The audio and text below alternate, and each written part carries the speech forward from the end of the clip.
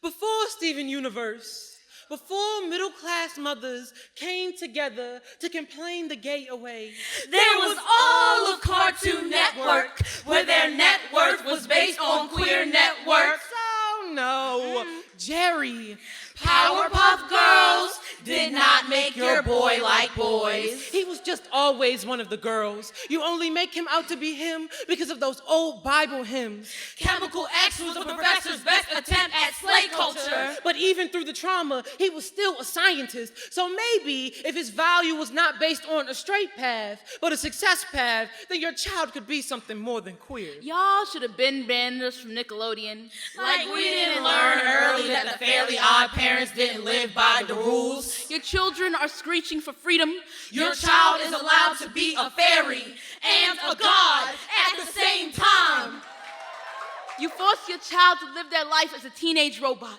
Steal their hearts, but forget to leave them stainless. They still bleed rainbows, but be blind to the pot of gold a robot can be. Replacing their gears with your fears, so now they gotta lie about what turns them on. You think Avatar tricked me into tolerance, tricked me into allyship, assuming seeing Korra corrupted me scared? Your child might say, I saw me in Asami, and you're right.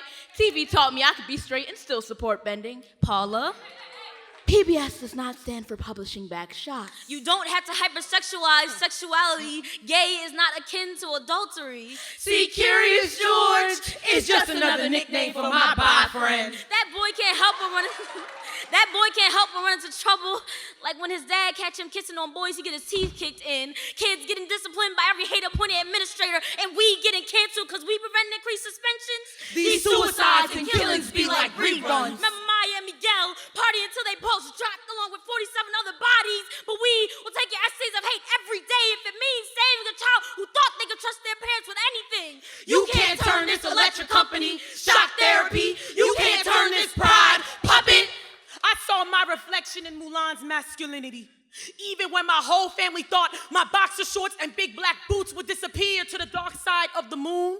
When boys in my school painted my face shades of red, blue, and violet with their fists, I told myself that being myself was worth fighting for.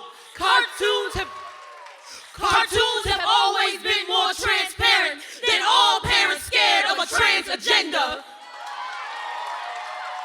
Rocco taught me more about modern life than you ever will. They watched real monsters and found bigger monsters in you. In a world where 40% of homeless youth are queer, of course Cartoon Network fosters homes for the imaginary friends you gave birth to. To the uncle that told me he didn't want me around his son anymore. To the mother that said she doesn't want her daughter going to a school full of dykes. To the mother of my girlfriend whose bigotry led her to suicide.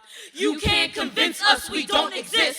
Controlling the consumption of media does not equal the creation of identity. You think cartoons forced me into tolerance, made me more freak than friend?